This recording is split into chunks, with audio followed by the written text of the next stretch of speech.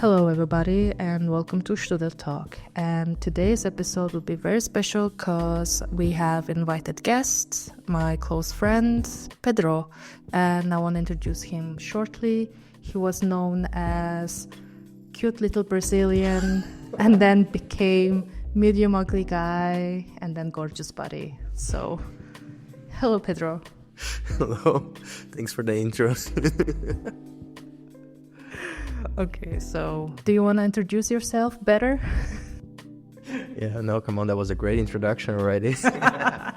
So, I'm Pedro, as Mara said. I'm a PhD student. Actually, what should I say? Yeah, whatever. I don't know, man. Like, you're doing PhD? Yeah, I'm a PhD student. I'm from Brazil. I've been living in Vienna for like 4 years and a half now. That's it. So why did you decide to come to Vienna? That was actually quite random. So I wanted to move from Brazil for my PhD in general, and I was looking for positions in a website called findaphd.com. Great name.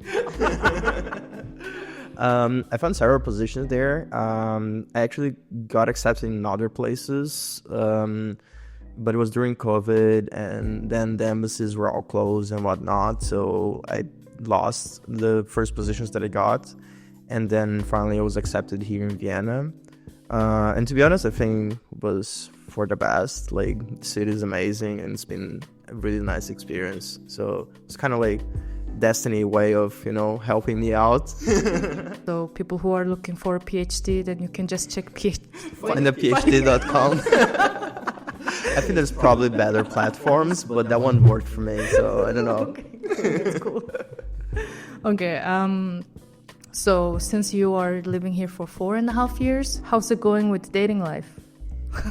I gotta ask this, man. Yeah, fair enough. I don't know. I think it has ups and downs.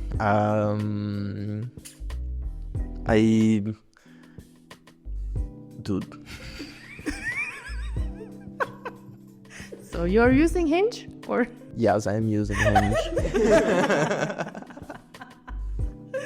Okay, yeah, not gonna lie, I'm using also Hinge too, but not going so well. Not going so well. Yeah, I mean, it is what it is. Yeah, it's not great. But you gotta put yourself out there, I guess. Yeah, we need some cuddling buddy. Yeah, I have my cuddling buddy. Oh, yeah, I have a cat. That's enough for now. Milka, yeah, can you tell us about actually how it was for you adopting a cat? I mean, I know, but for yeah, of course. So I adopted Milka very recently, actually. I got from a shelter in Meidling. You can correct my pronunciation of German if you need to. And I mean, the whole process was pretty nice. Like, the people from the shelter were pretty cool. And they were very thorough, actually, very strict. Like, they came to my flat and checked whether the windows were secured and whatnot. And then I got Milka, and she's the sweetest. Yeah, she's very cute. She just turned 1 year, right? Yes, yesterday was her birthday. Actually, not yesterday, Friday, I'm sorry. already forgetting. Yeah. But she's super cute, very active, so she's still, a teenager. So last night she didn't let me sleep very well, but it's fine. Oh, okay. But I'm very happy to hear at least you have something next to you. Yeah, during winter I have a cuddling buddy, Yeah, for the cold days or just... And how many people already met your cat? A lot of people would say, like my close friends and whatnot. On Friday I had some friends over. I mean, you were there. And it was funny because she's normally very cuddly with everyone, especially with you. But then one of her other closest friends, Stella, came over, and Milka was running away from her. I'm sorry, Stella. Maybe next time she will like you more. I'm sorry. Yeah, poor Stella. We even have a picture that how she's looking at. Oh yeah, Stella looked so jealous of Mara because Milka was just like on Mara's shoulder and purring and enjoying, and Stella is looking from far away with a very annoyed face. Why did you make a choice to adopt a cat, actually?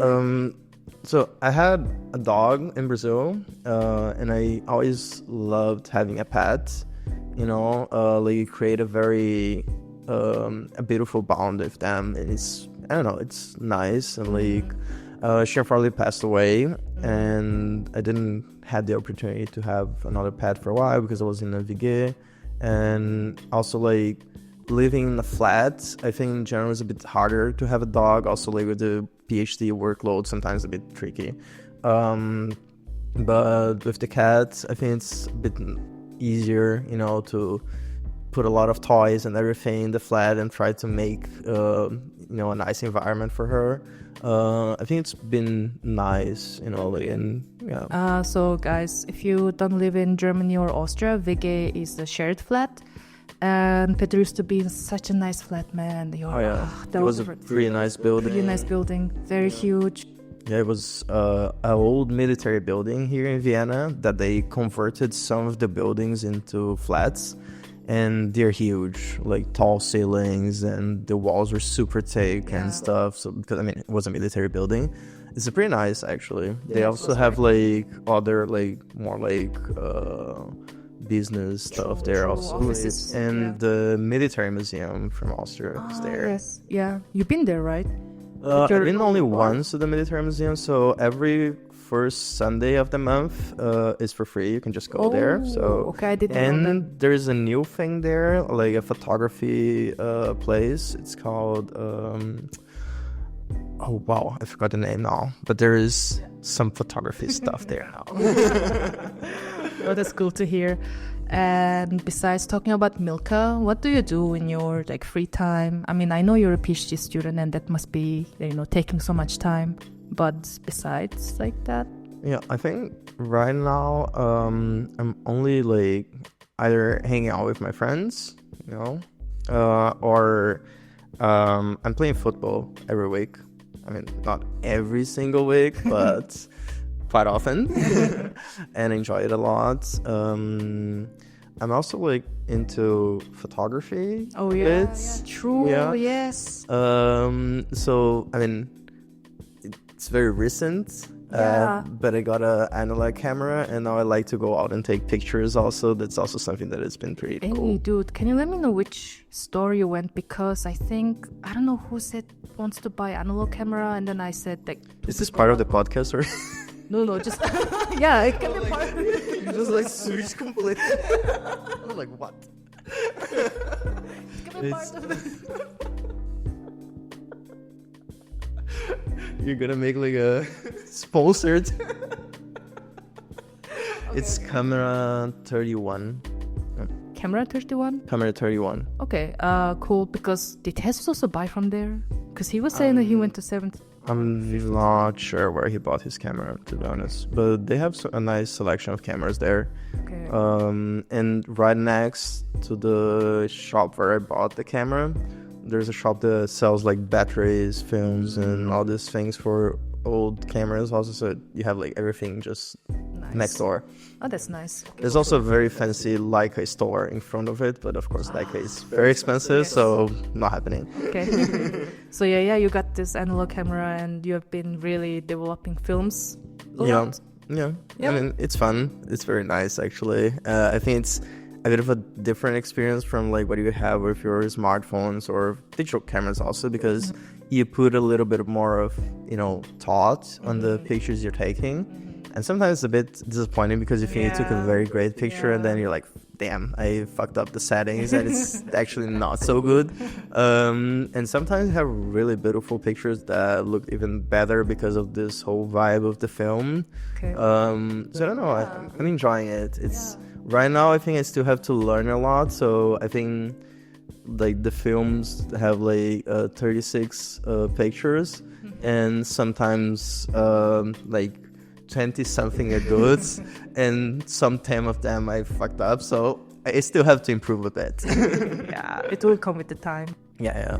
I mean, the camera is all manual, so I have to, Okay.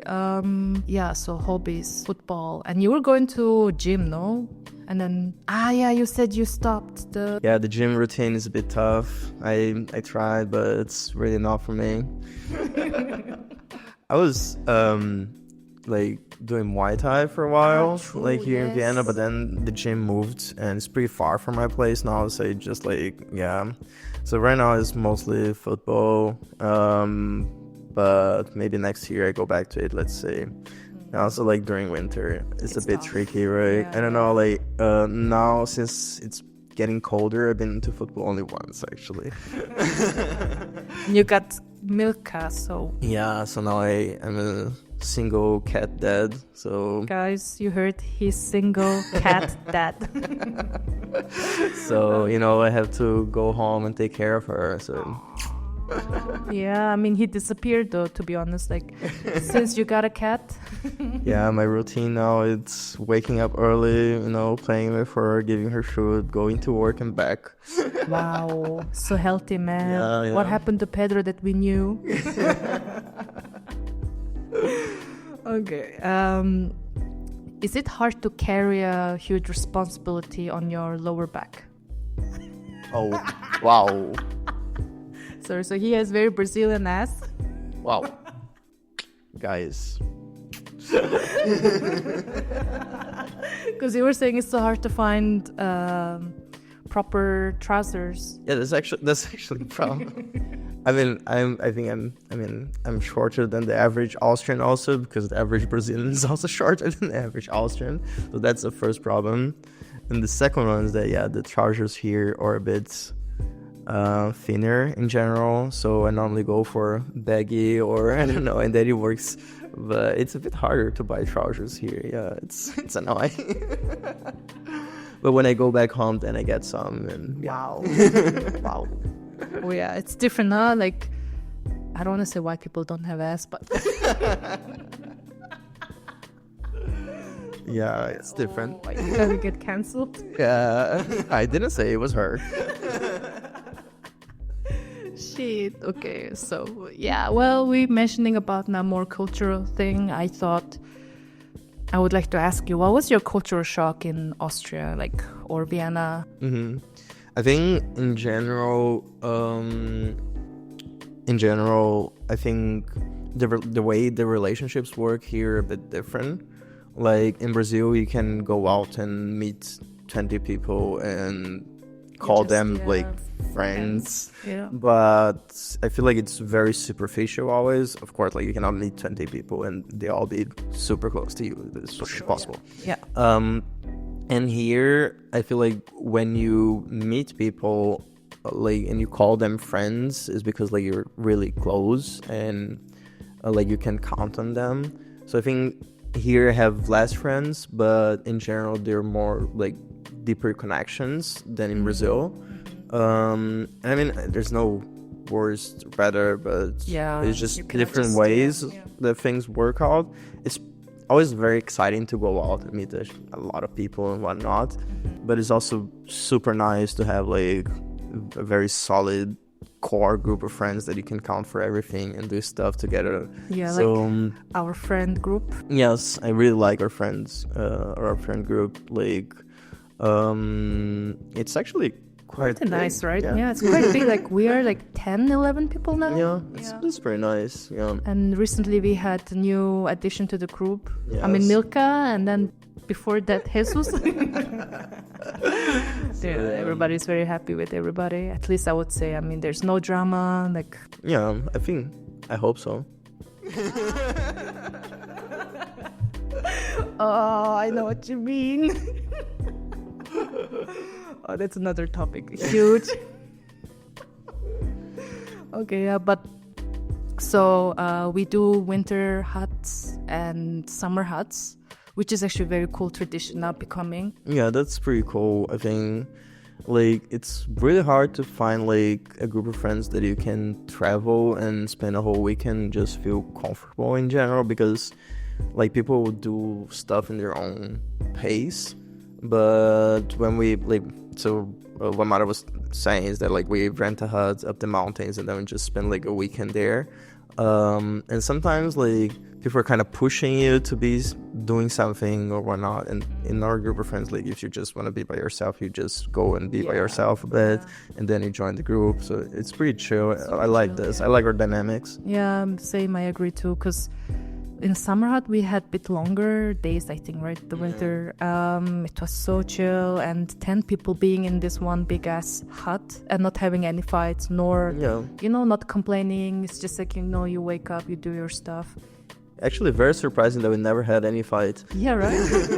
For the past 2-3 years. I mean, nowadays I think we're getting closer than maybe 3 years ago. I think we're getting closer and closer with time. Yeah, that's true. It's a very nice friend group, and so we are all kind of international people. I would say, 2 Germans, you Brazilian, me Mongolian, and then 2 Spanish, 1 Slovenian, 2 Mexicans. 2 Mexicans, and 1 is Austrian, but I think she's more like Serbian, I would say, and 1 is Chinese. So it's very, very international people. And we met actually through our work, because me and Pedro, we were working together back then, and then I decided to move away. But still, even though I feel like we meet and nothing has changed, right? Because I don't work there anymore. I don't see them every day like you do now. But still, whenever we meet on Fridays or weekends, still feels like... She's actually like that person that left the workplace, but somehow is always there still. Even for like the happy hours of the company or something. And free food, free drinks. Yeah, why not, right? Okay. So culture, more friends. And what about the language? What do you think? I think that's probably why our friends group is so international also, because I think most of us, like, of course, despite the Austrian and the Germans, like, we are not putting so much effort in learning German, so we only talk in English. And I did try to learn it, but I think with the workload of the PhD, it ended up being a bit too much. It was like going to, German class, and you just had like a super long work day, and then forgot to do my homework. Yeah. And then you get there, and the teacher's like, "Oh, you need to do your homework," and you're feeling like a teenager all over again. But like I'm working, I'm working my ass here. So sometimes I don't have time for the homework. Like, bitch, I'm earning money. But I do want to learn it. Now, I think, like, for quite a while I was thinking of just moving out from Vienna when I finished the PhD. But now we have such a nice community here, and everyone's talking about staying. So I'm also thinking about staying. So I might just, learn German now, because if I'm going to stay longer, I need to learn it, right? It's just that, like, before I always thought, okay, this is just kind of temporary, but if I stay a bit longer, then I think it's nice to learn the language. But I think, like, the times I tried, sometimes I had some bad experiences that, like, make it also a bit harder. Yeah, of course. Like, I feel like some other places... you said you get yelled once in a villa, no? Yeah, that was a bit traumatizing.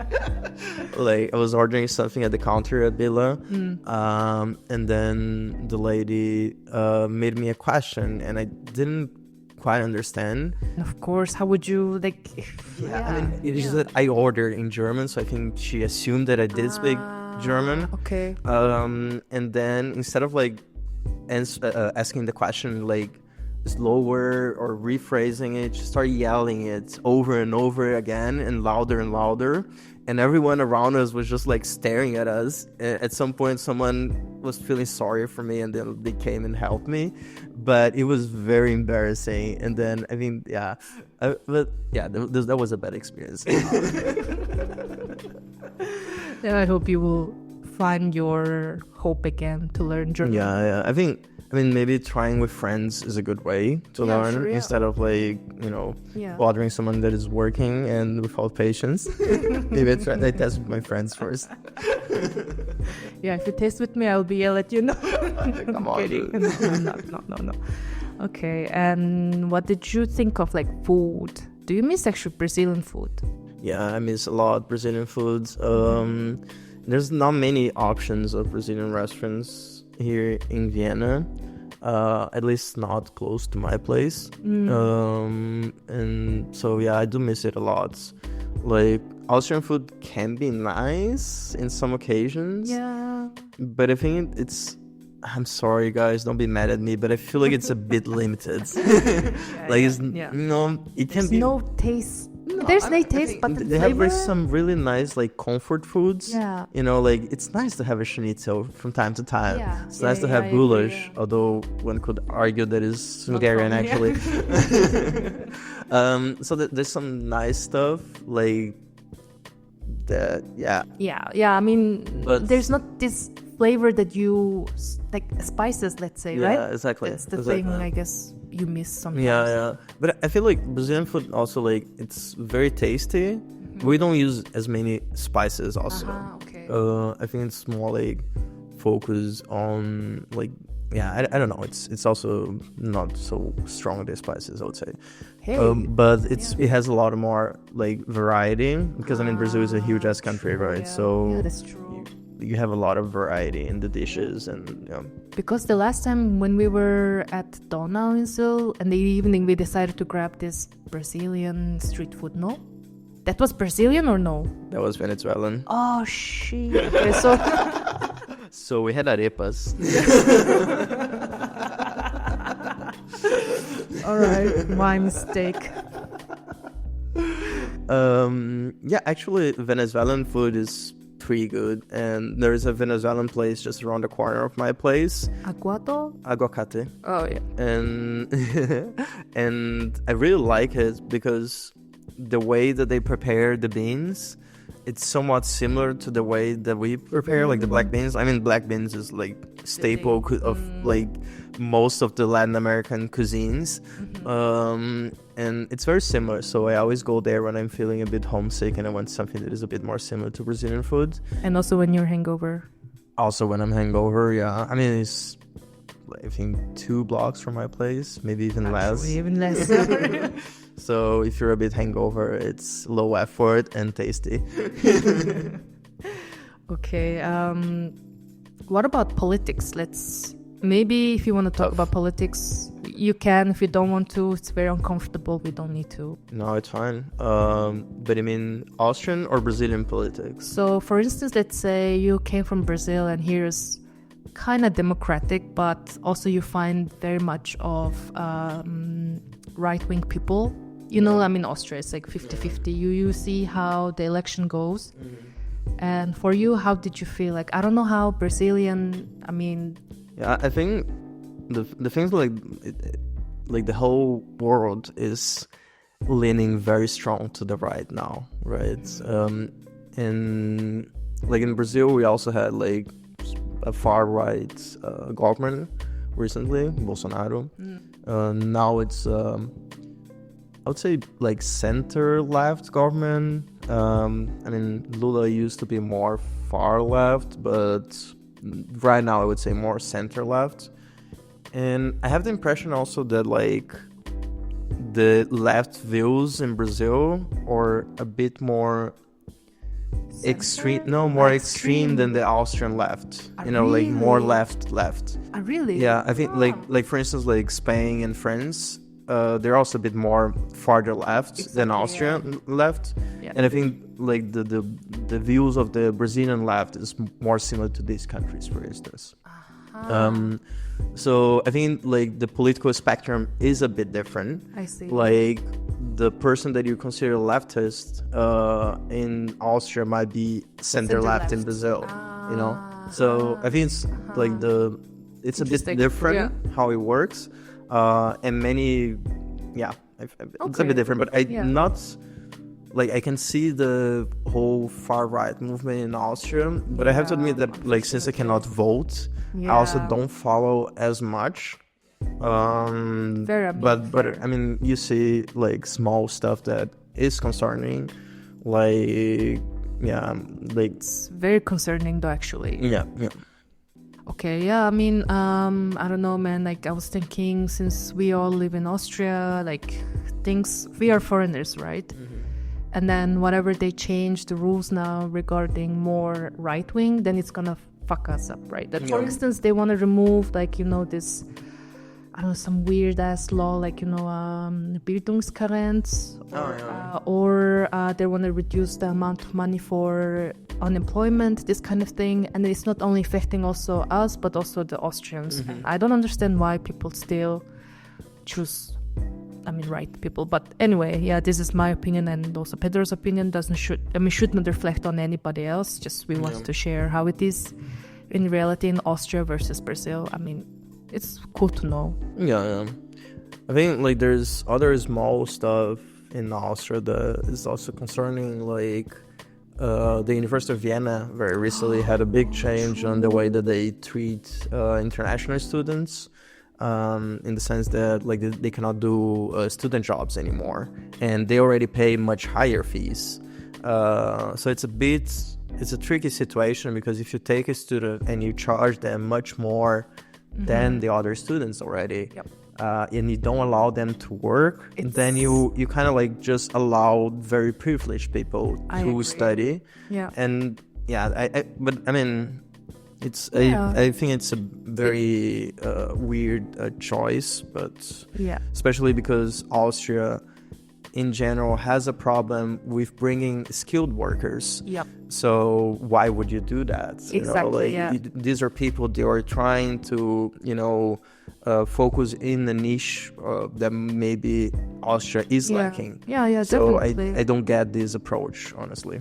I think I don't know if that's the case. Let's say maybe they're trying to reduce like foreigners in a way from the beginning. Let's say from university, then they will see like, oh shit, getting into Austria is now getting harder, especially also with the visa situation. It's getting tougher and tougher. I hear this often now. And also, I don't know how about racism. Like, have you ever felt something was, towards you, like attacked, or I don't know, some weird comments, let's say, like. I never like felt really, really disrespected. I mean, there's small comments or, jokes that can be a bit annoying, but I never felt like very, the people were attacking me. It was either comments that came like from a perspective, like from the person's perspective, like they were not trying to offend me, but they accidentally offended me. Or sometimes just people thinking that Brazil speaks Spanish. That's also annoying. Like, guys, you speak Portuguese. Like, you have it more than once already, even in the workplace. Wow. So it happens. I mean, the workplace, I don't want to sound very privileged? Yeah. Because we do life science, basic science, I would say. But still, most of the people I met or meet is very intelligent, very smart. Like, can be book smart, but at the same time, when you talk something, it can be very dumb, man. Like, you think like, whoa, you're so smart, yet some like emotional aspect of things, they can be very like weird. Yeah, your degree of education doesn't mean that you're gonna be like socially intelligent as well, right? It's I think one thing that is nice about our campus is that the people that are there are more used to internationals in general. So I think they're more open and maybe a bit less inclined to racism. That's true. Whereas in other contexts, sometimes people might feel a bit more afraid from external influence in a way, because they're not used to it, which I get it, I guess. But since it's a very international place, I think people are a bit more like chill, open to different cultures and whatnot. I agree. It's quite international place, right? I think it's one of the policies of the campus that they try to hire internationals. Whereas in the universities, you see that the labs are mostly Austrian or German.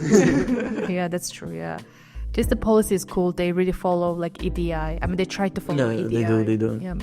Wait, EDI is like inclusion, diversity, integration, right? EDI. I think so, yeah. Inclusion, diversity. But what is the E? Oh. I thought this is inclusion with an E. No, Inclusion yes. is I. I. Are you gonna keep this one or are you gonna Yes, I'm gonna keep this one so everybody thinks I'm dumb. What was E for? Equality. Oh, yes. Oh my Is it God. Equality, yes. Let me Google it quickly, Yes, guys. equality, diversity, inclusion. Yes. Okay. Yes, it's equality. Yeah. Oh my goodness. Okay, that was very embarrassing. Okay, yeah. But one thing I feel so actually judgmental about is, for instance, when you're doing PhD, you see more females, right? Yeah. Like the amount you see, it's obviously more female students than male, but then somehow it becomes higher level of position, let's say like more like PI position, or I don't know about postdoc. Then it's more mostly men. male. Yeah. And it's a weird situation, right? Because you see every year the percentage of graduates that are female is much higher than men. yeah. But it doesn't reflect in changes in leadership position. And I think that's also true for the private sector, as you mentioned, exactly, right? Yeah. It's crazy, yeah. That's quite unfortunate. And I hope, like, in the near future, with the number of graduates increasing, that at some point this will change. But for now, it's still quite weird, like, that we cannot make this change. Like, for instance, for me, I mean, I'm gonna just say the truth. I mean, that's how I felt. I was interviewed by many companies, and I could see the scientists, right? I have to meet them because they're the one who's leading the projects. And then I could see, like, they are males, like male scientists dominated, and the research assistants are females. And for that case, I felt so weirded out. I don't know why in this position there are more males. And also in my new job place, it's the same. And I got a bit disappointed because, like, I was expecting something probably different. Mm-hmm. And I can see everything is the same. And I think females should have more opportunity I'm so sure there are so many qualified definitely. Scientists out there, and I don't know why it's still, this much of differences. So yeah, let's hope for big changes in the future. Hopefully, yeah. And yeah, so this was another thing I wanted to ask, like how it is for you. And for instance, in Austria, like when you came here, did people treat you nicely?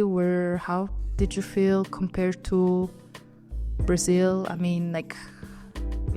I think, like, in Austria, Brazil has people see Brazil in a very nice way. Like, people think, oh, Brazil, samba, football, and then, like, they're there immediately, like, asking you questions, and they're generally interested.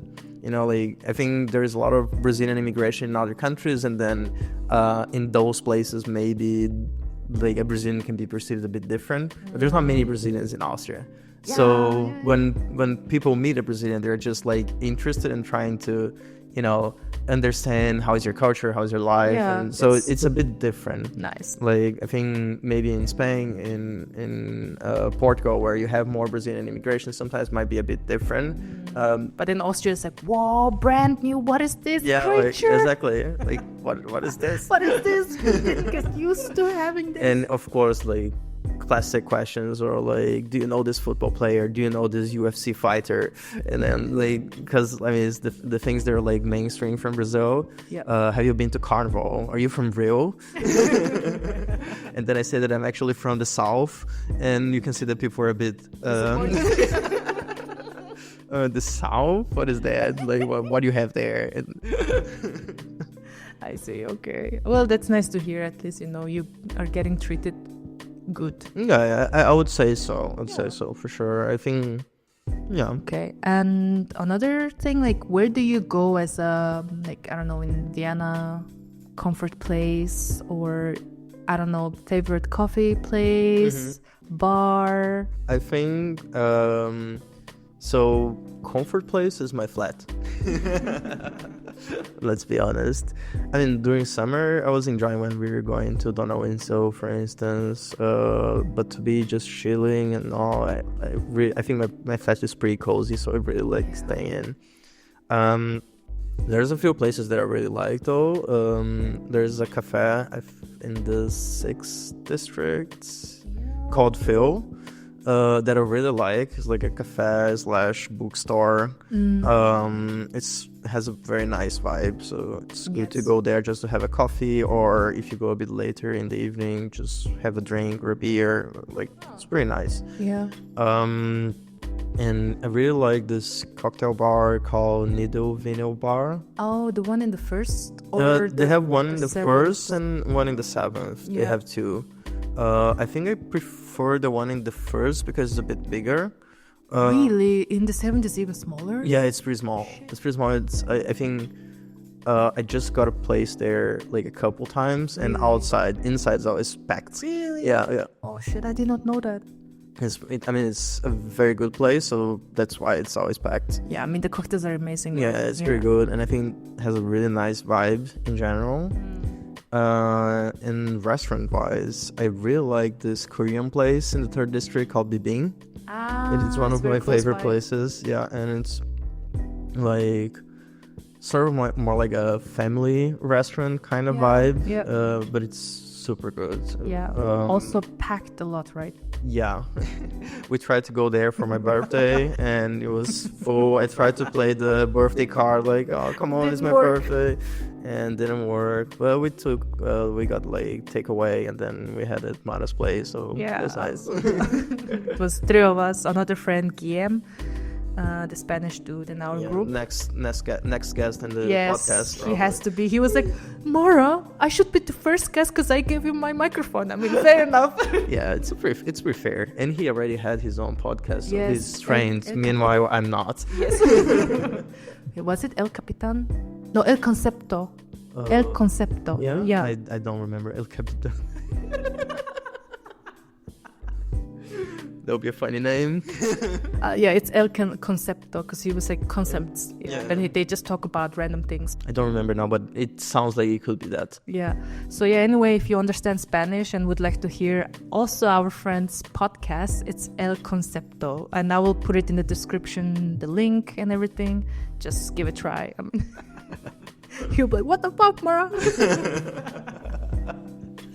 So it was actually a very nice evening. 3 of us came to my place, and it was just the first week of my work, and unfortunately I had to kick them out around 11. She was exhausted. Yeah, I was really tired, and but the night was nice. The night was nice. The night was nice. Okay, and for your birthday, the brunch was amazing, dude. Yes, we should do the brunch again. Yeah, I invited like all these people from this group of friends that we have to my place, and we had a brunch that started at 1 p.m. and ended at 1 a.m. So it was very nice. 1 a.m. Yeah, I mean, you and Guillem were there until 1 a.m. Yes. Yeah. So it was like a 12-hour brunch. It was very fun. I mean, I actually planned for 11 a.m., but people started arriving at around 12, and we actually started at 1. So this is the international group. Yeah. Surprisingly, the Spanish were not the last ones. Right? Ooh, yeah, Anna was the last, yes. Yeah, poor girl. Because I was thinking of hosting brunch because Ame and Jesus were never here, and also Anna. Yeah, so I was thinking of making brunch, but we will figure Let's do it. And I don't know what else I can ask you about Austria and your. Have you ever had like something weird shock, like weird moment, besides people asking you football and shit? And I don't know. I think like there's small things that I noticed that are very different. Like, but it's just like really small things. Let's say like, for instance, if you're talking on your cell phone in the tram everyone is looking at you. Yeah, Or don't do like I that. had some Brazilian friends visiting, and then we were talking. Of course, we're loud. Everyone looking at us, and we're like, sorry. To other stuff, like for instance, dating. Like, well, you brought this topic back. fair enough. For instance, I think, I don't know how common it is, but like I think some people don't feel so comfortable in, like, for instance, kissing in a public setting, like if you're in a bar or something. Some people might feel a bit shy about it, whereas in Brazil people don't give a fuck about it, And they just started. not like aggressively kissing, but like people would not mind it, you know. So I think there's like small cultural differences. I think people were in the sense of like personal space also a bit different here. Like whereas in Brazil you hug and you kiss and everything, like I mean, we had this thing like because Mara hates it, and then like, and I'm a person that hugs a lot, and so it took a while for her to accept it. So I think there's like this small cultural differences that sometimes you like, even like when you say hi to someone, like in Brazil you give a kiss on the cheek, you know, like, and here like I mean, if I'm getting to know someone, I would just go for the hand. True. And for me it feels so impersonal, so like stiff. But now I get used, and like if I go to Brazil, it feels weird that I'm just like giving kisses to everyone that I like, even if I don't know the person. So I think I'm also like getting some of these Austrian traits to myself, you know. Yeah. And also once you said that you were a first person to arrive at the party or something. Yeah, right? like I went back home, and then some friends were coming to meet me in a bar. We had a reservation, so of course I got stressed out, right? If you're in Austria, you would get stressed out. And they even said that, if you're 15 minutes late, we're giving your table away. I arrived there 15 minutes late, and I was the first one. Wow. And then I waited them for another half an hour. Wow. So I'm not used to this anymore. Because like if I'm 15 minutes late here, my friends are already a bit pissed, especially Mara. So today I was already texting, are you coming or not? Exactly.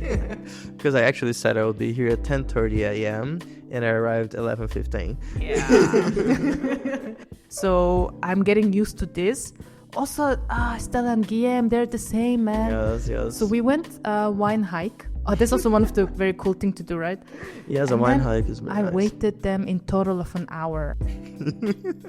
In our defense, like we're very close to her. We could have met and gone together, but she decided to go separately instead of waiting for us. So yeah. So it was my fault, even though we set the time, and people were an hour late. And then I was watching them. I saw them getting out of the bus.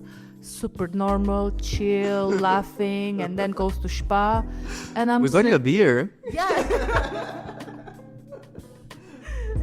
Yeah, I mean, it was nice. We're training Mara on the Spanish-Brazilian way. So for now, I'm getting used to, that they will arrive late. Yeah. If they're a bit earlier, I'm like, whoa, something is wrong. Yeah, this time thing is very critical in Austria, I think, right? People are really like... I think some Brazilians also hate it, though, but like that we are always late and that is normalized, Some people don't like it, really? But it's still very normalized in Brazil that you say to your friend, I'm almost there, and you're just hopping into the shower, Yeah. To think about this, when you were dating actually different nationalities in Vienna, how was it? That was a problem. So like, I think this is quite different, and like the person I was dating would get a bit pissed that I was always super late. So yeah. She would say like, I don't even know if you're coming or not. But yeah, I'm getting better, I promise. Yeah. So for the next date, he will be on time. Oh, that dating. Well. So yeah, and I don't know what else I can. Oh, Christmas is coming. Yeah. And Christmas market is also coming.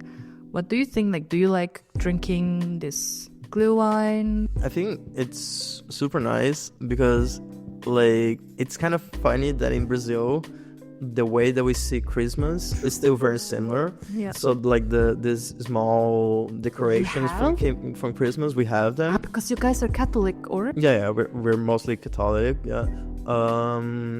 But, like, the small Santa and everything has snow around it, right? You don't even get snow there.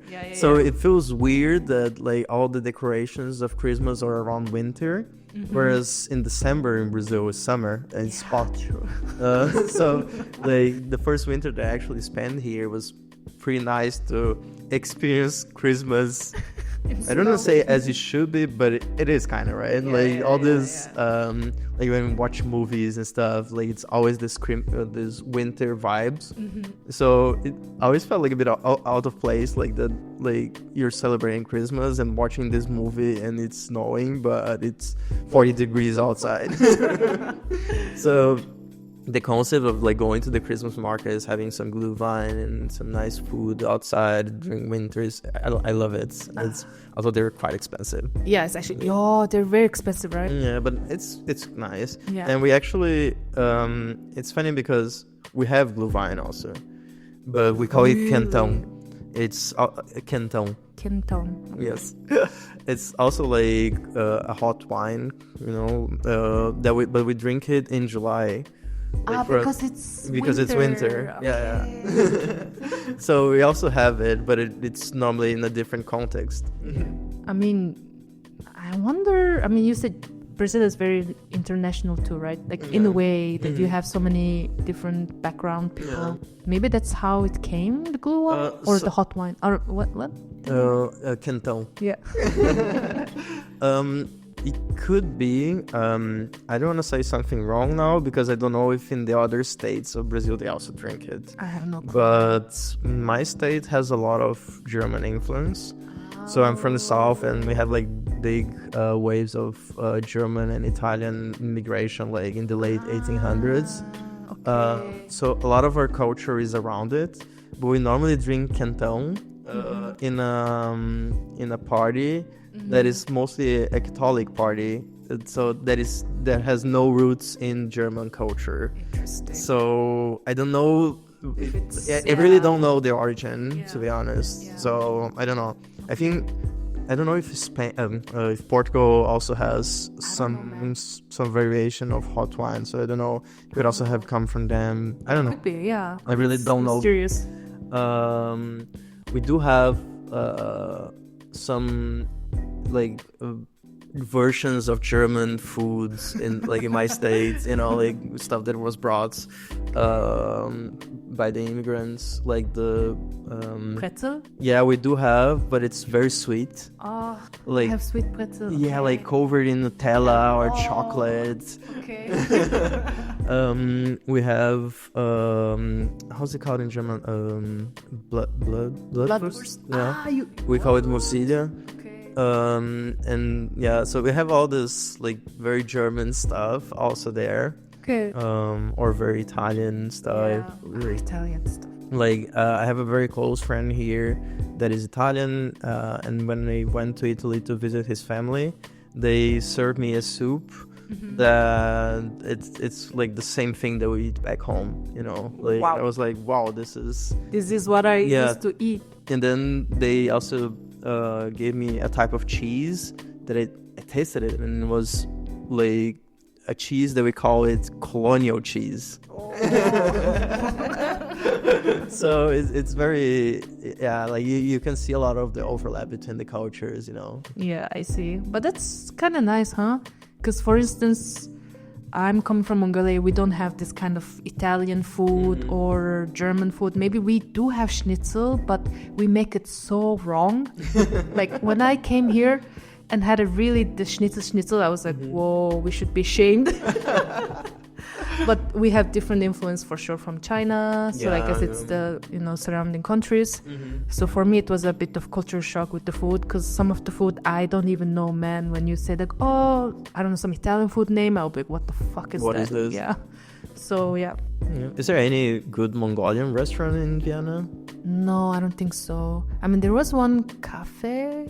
I'm not sure still they're open, but I'm in this like on Facebook group chat thingy or Facebook group where all Mongolians that live in Austria, and they asked if that cafe was open or not, and then nobody answered, so I guess maybe not. But that's sad. It's sad. Yeah, I wanted to go and have our traditional food, but I cannot. But I'm trying to make it myself, but I'm not the best.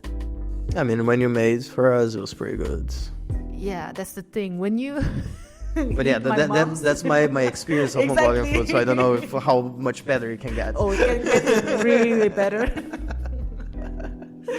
Yeah, so yeah. And how often do you go home, like, to Brazil? I think like once a year.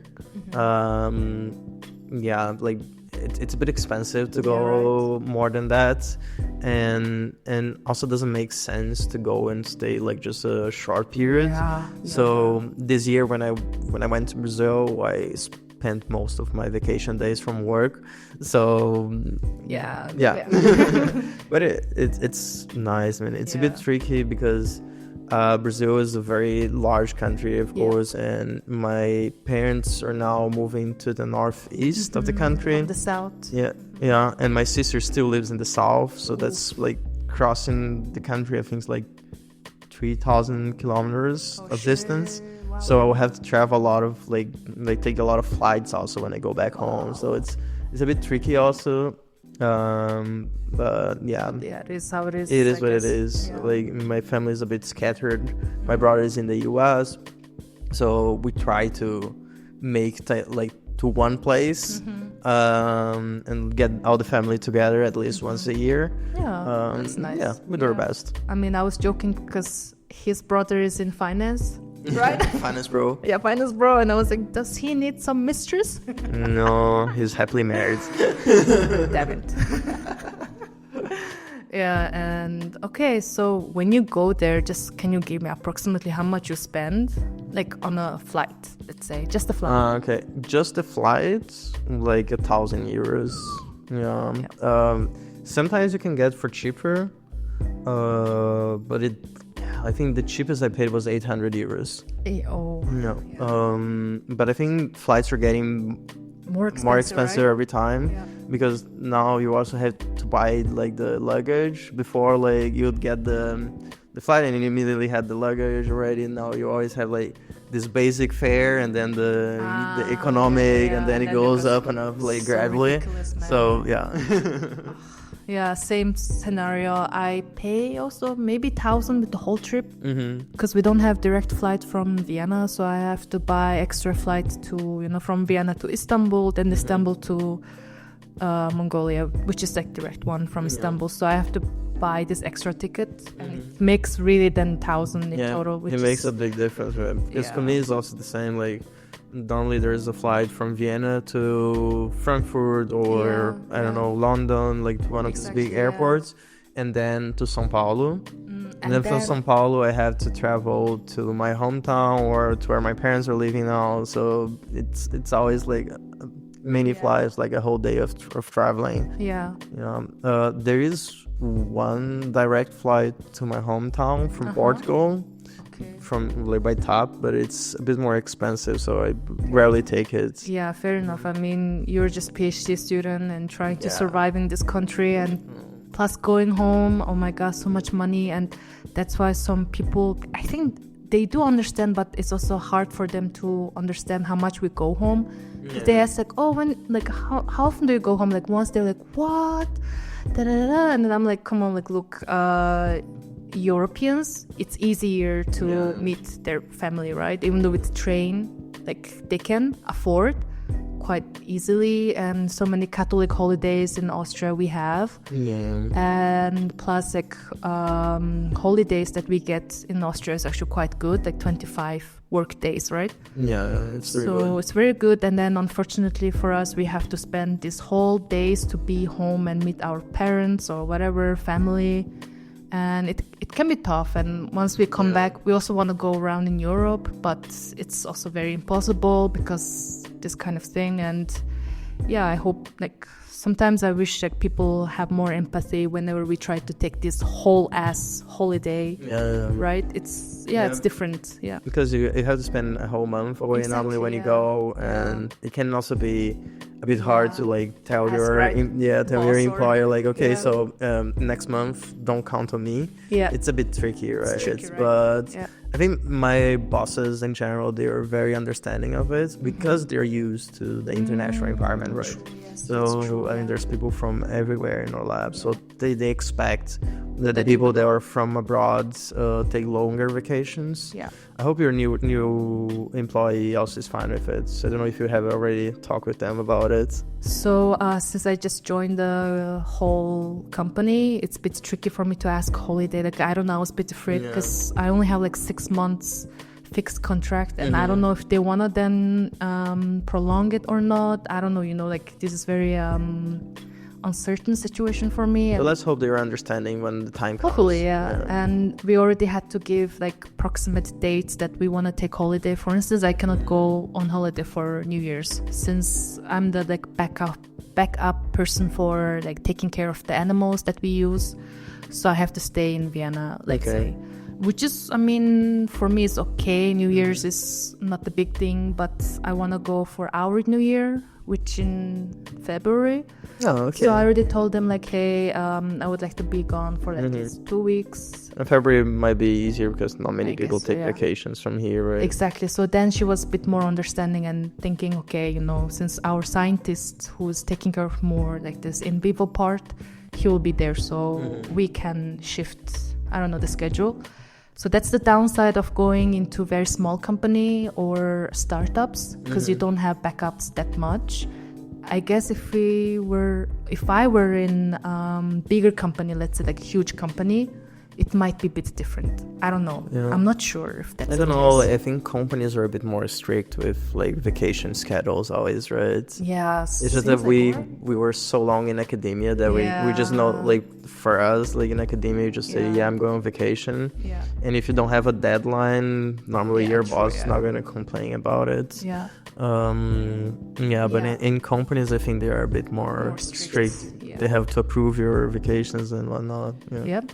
It's a big shock. And I don't know, I have a friend in Novartis in Vienna, and she was saying like things can be very chill, but then at the same time it can get very escalated, and because I think they are producing new product or something, then it's a bit tough to leave, I guess. So but academia is very shifting. I don't know how to say. I think academia, like, it's a bit different from the company environment because you're working on your own project normally. That's so nice.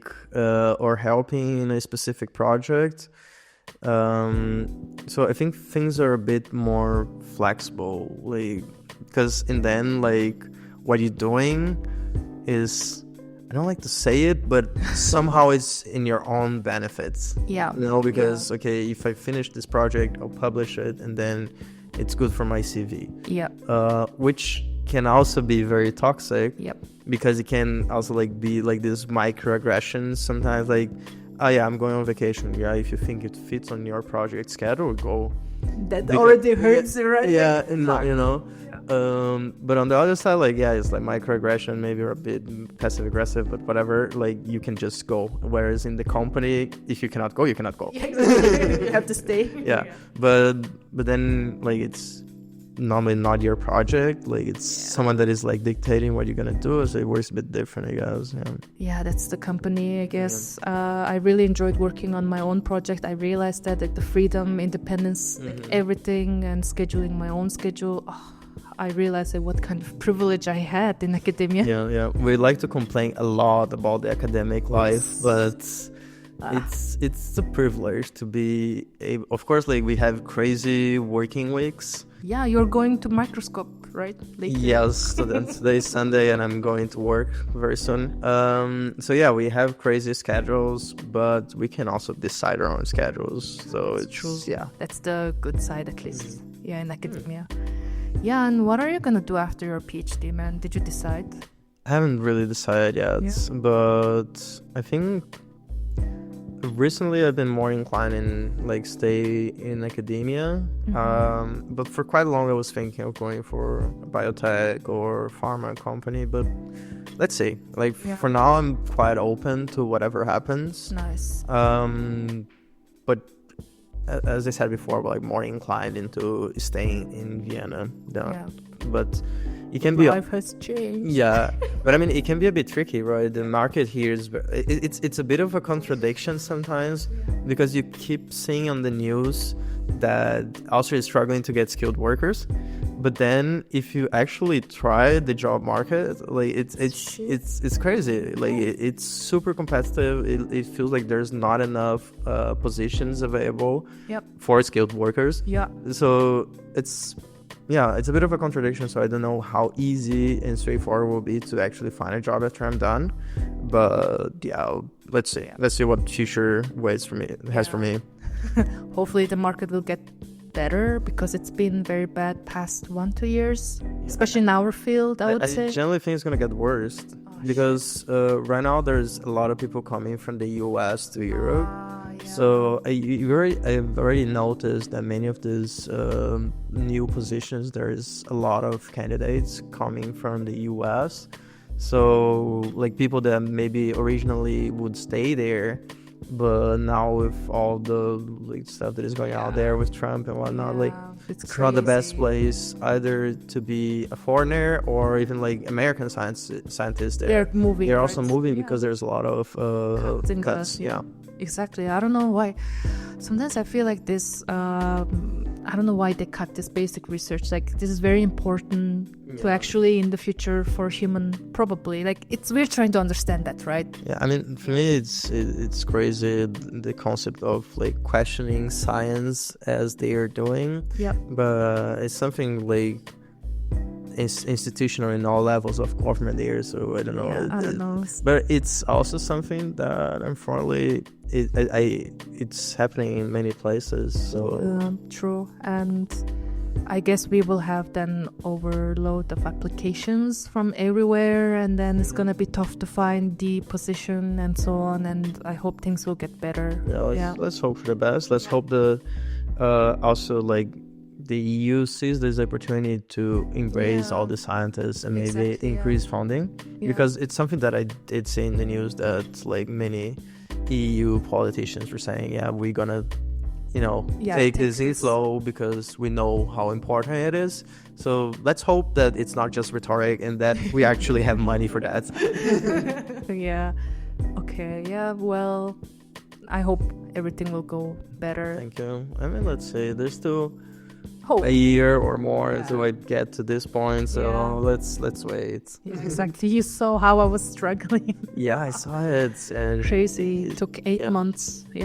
Or even 9 months. I don't know. That's tough. Tough. So I don't want anyone to struggle like that, and try to maybe find a job while they have the job. I think that's the best way. I'll try to, like, when my contract is about to run out, like a few months before, I will start looking already just to have a like. For sure. Mm-hmm. Yeah, and also like as a foreigner, we don't have any place to go, right? If we just get evacuated from our place, we are just gonna be then on the street.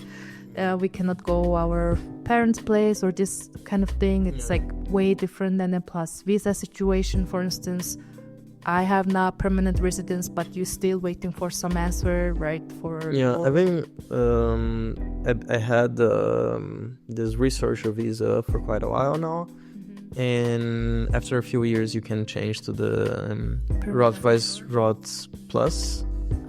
So I could change to it like next time that I renew my visa. You should. So that's what I'll do, and then it's a bit of more comfortable situation.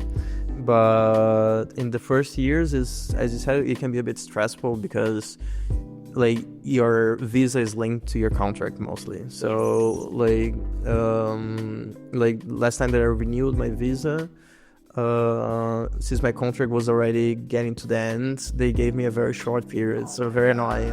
And now my contract was renewed and I could get a longer visa, but now it's already time for me to renew my visa again. It's a bit annoying. And then you have to like hope that your employer is also understanding and can help you with that, because Yeah, that's the thing. And when I was searching for jobs, actually, they openly say we are looking for someone who has permit to work in Austria, which means like either maybe you have permanent residence or Austrian. And somehow I was very happy to see, because I'm like in that area already, but at the same time I felt, wow, you know, other people who are really dependent on visa cannot stay here that long. And same thing happened to my friend, like she had to leave the country, right, because she couldn't find a job. Yes, and nobody wanted to grant visa for her, like this job visa or whatever. So I don't know, like certain things are very hard for foreigners, certain things are very easy, so it's very some weird balance that we have in this country. I think like in general, like of course I cannot participate in the politics of the country, which I get it, of course, but in general I like how like the resources are mostly available for me, despite the situation of the visa and whatnot. But like if I had to, I could like health insurance, INS, everything is like works pretty nicely. So I think in general it's good nice. Yeah, it's good and bad. But there's like a lot of like the infrastructure in Austria that I feel like it's nice and works nicely. I guess that's why many people try to stay. I mean, for me, for sure, like I wanted to stay here because I see how the system is at least way better than where I'm coming from. And also the money I earn is way better. If I go back home, I'm just gonna be, I don't know, maybe like weird thing. I don't know, man. I think like even when I think about other countries in Europe, that like the situation that we have here is very nice, you know. Like you think of other countries that maybe would have like a culture a bit more similar to mine that could be nice to live in. For sure. But then like the money. The money, the living conditions in Austria are just better. Yeah, I agree. So to the listeners, what we're trying to say is like there are certain things that are very hard or harder, or certain things are very good. So it's like balance. And if you find your people, like let's say the friends or whoever partner, you always get some good sides, like you always get support. Yep. And that makes life way easier, let's say. And even if you have no cat, probably you are very happy. Yeah, I think that's it, right? If you have your safety net, you have your own people, you can be happy anywhere. There's no perfect place, but we're in a pretty good one. Yeah. And let's say like if you go back and see 4.5 years ago, like Pedro, what would you say to that person? Like now you are this person, you changed. I mean, of course you did change a bit, like you got some cultural things from Austria, and then you got to know many things. What would you say to that Pedro? I think that Pedro was struggling quite a lot to like get to know people, and I think in the very beginning I was like, damn, I will not adjust to this, you know.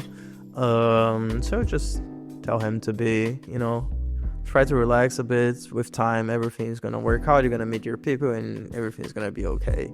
But I think arriving in Vienna can be like, I think that's in any new place, not just Vienna, but arriving in Vienna for me was a bit tricky until I, you know, get to know people. It was hard to actually, you know, meet people in the beginning. Of course, I don't speak the language, so that was also a problem. But then with time, things worked out, like 6 months, and then I had my friends already, and yeah. Nice. Well, I'm so happy to hear that. And again, trying to tell you guys that things will work out. Yep. Look at him. He has pretty cool friends. Yeah, I mean, they have podcasts. El Concepto or Concept, I don't know. Yeah. And I know you also have friends from outside of work, right? Like Alex, who's a DJ. And do you want to share like how you guys met? Oh yeah, we actually met through Bumble BFF. So that was part of like the struggle when I got here, that I didn't know where to go to meet people. you know. So I downloaded Bumble and put on like the BF version that is this like thing to meet friends only. Yeah. And then we went out. I met some of his friends also, and he's half German, half Brazilian. We immediately got along, and we're friends since. Yeah, he's such a cool guy. Yeah, he's a super cool guy.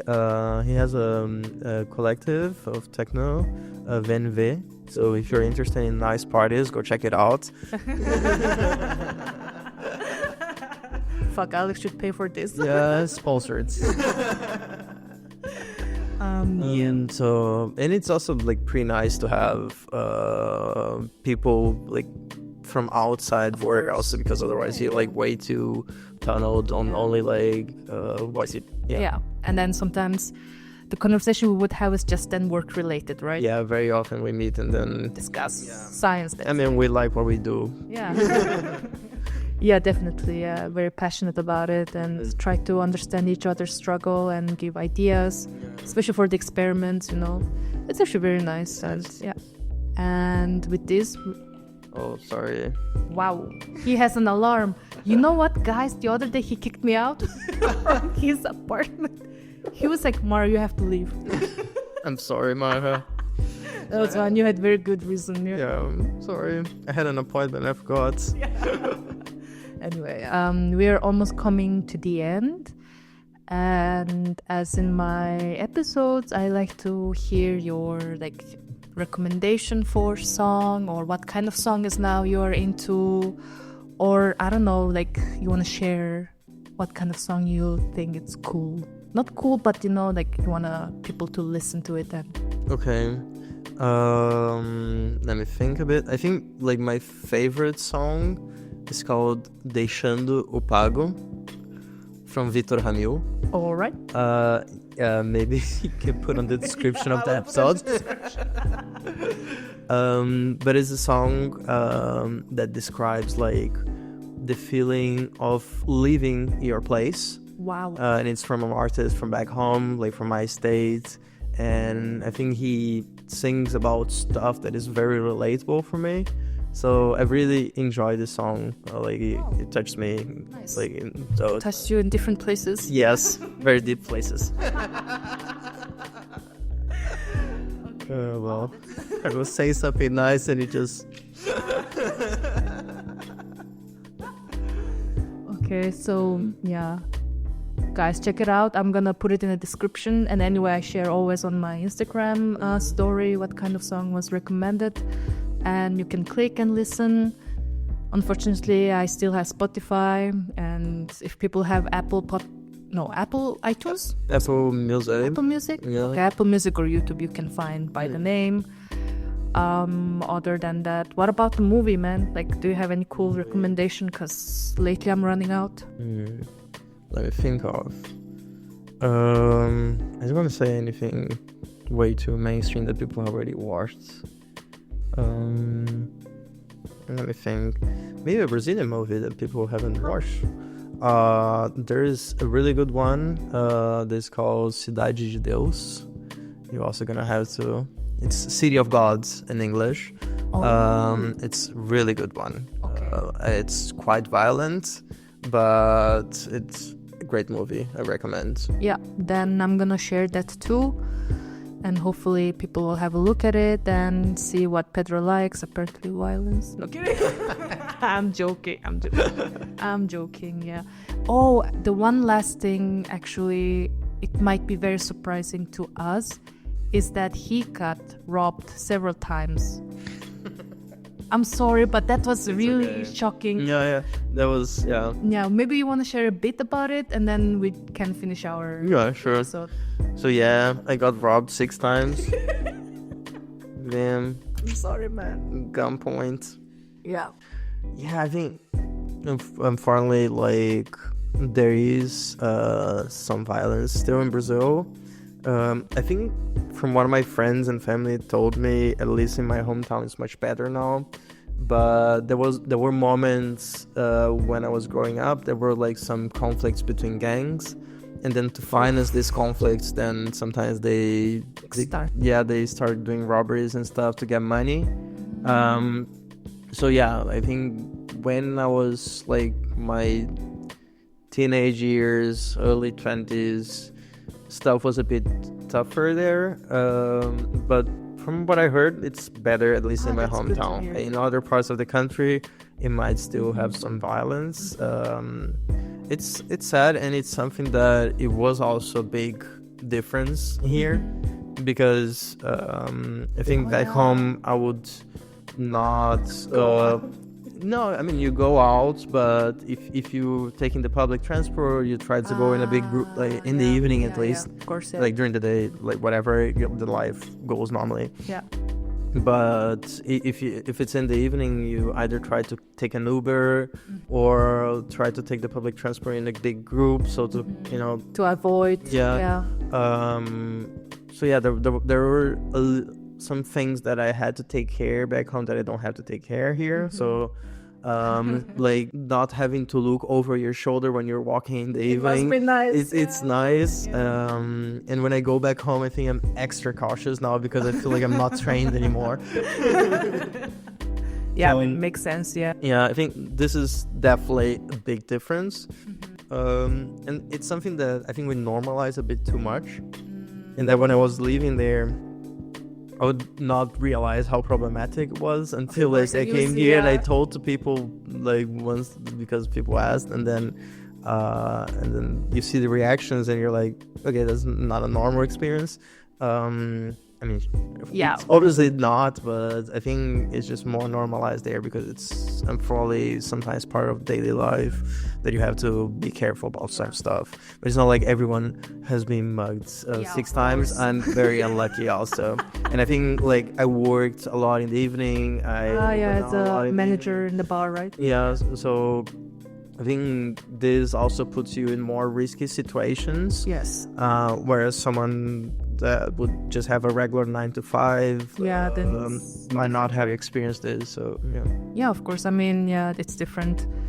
And even though, I mean, Pedro went through these violent things, still he's very sweet person and very soft, I would say. I mean, you're not this violent guy that But that's the thing, that I think that's when I say like it's normalized in a way, it's just that like you don't feel it as badly as it sounds.